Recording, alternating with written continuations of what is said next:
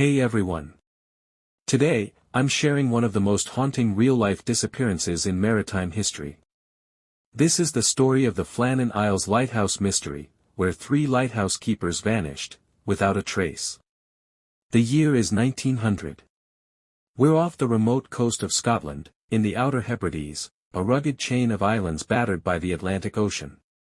One of these islands is known as Eilean Mòr, part of the Flannan Isles. Now, this place is isolated. It's small, stormy, and completely uninhabited, except for the lighthouse.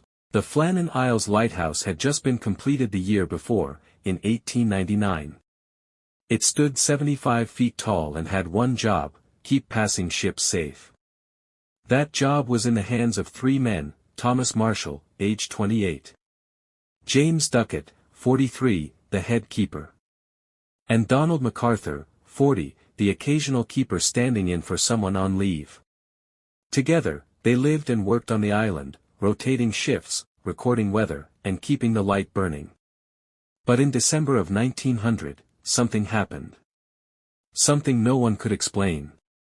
December 15, 1900. A passing ship, the Archtor, notices that the Flannan light isn't on. That's strange, and dangerous. The light should be burning every night without fail.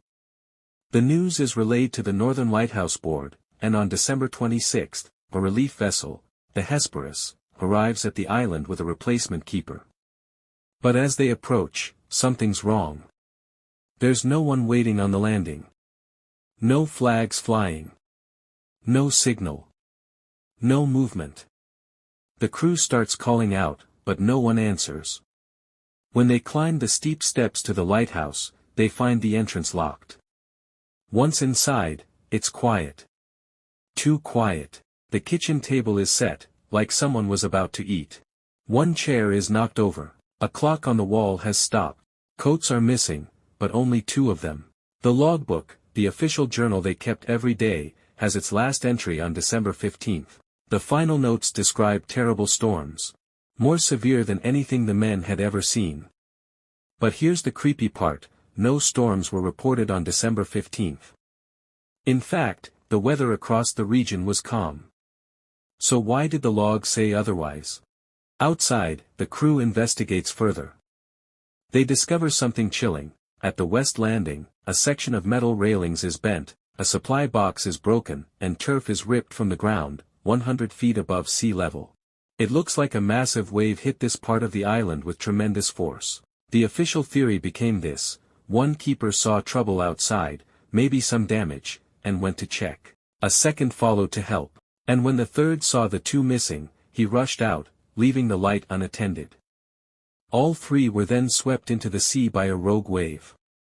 But here's the thing: these were experienced men. They knew the dangers. They would never leave the light unattended, and especially not all at once. Why were 2 coats missing, but not 3? Why did they leave the logbook describing storms that didn't exist? And why was 1 chair overturned, as if someone stood up in a panic? Over the years, theories have run wild. Some believe it really was nature's wrath, a deadly wave. Others think there was a fight among the men, maybe it turned violent. Some say they were abducted, by foreign spies, or something more supernatural. One theory says they went mad from isolation, and in a fit of madness, walked into the sea. There are even whispers, folk tales, of a sea monster or curse on the island. But none of these theories have ever been proven. The men were never found. No bodies. No wreckage. No final word. Just an empty lighthouse. A half-eaten meal. And 3 missing souls. To this day, the disappearance of the Flannan Isles Lighthouse keepers remains unsolved.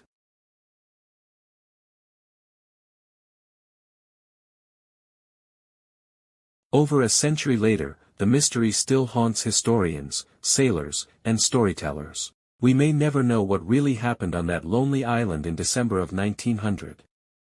But we do know this: sometimes, the sea doesn't give back its secrets.